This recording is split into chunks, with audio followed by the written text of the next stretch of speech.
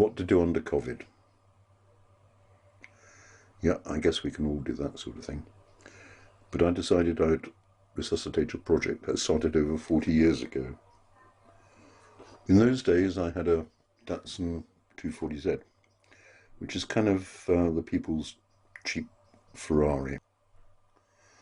The only picture I could find of mine going through boxes yesterday was of my ex looking very early 70s, but obviously loving the vehicle.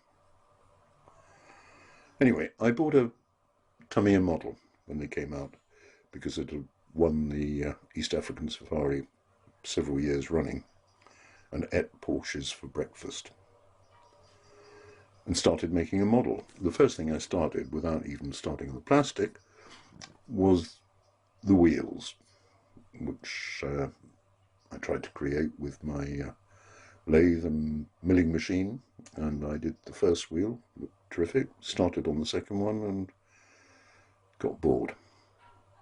I had other things to do.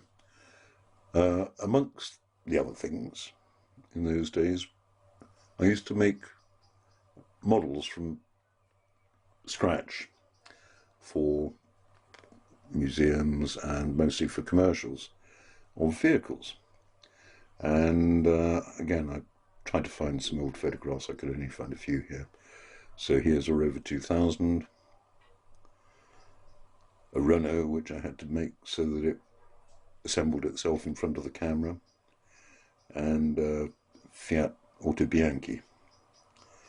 I can't believe that I actually carved all these things out of wood.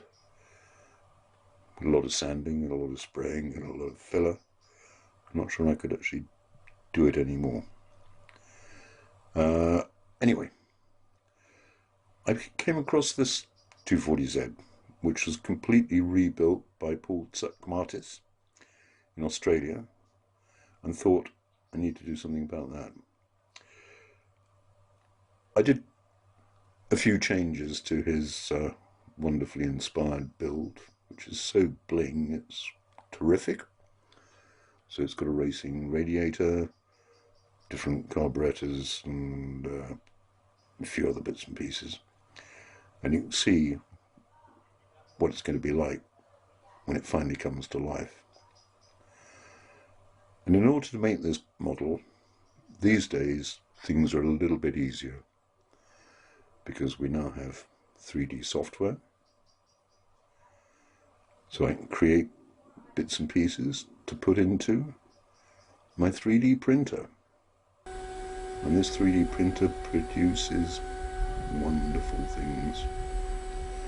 So maybe now's the time to start.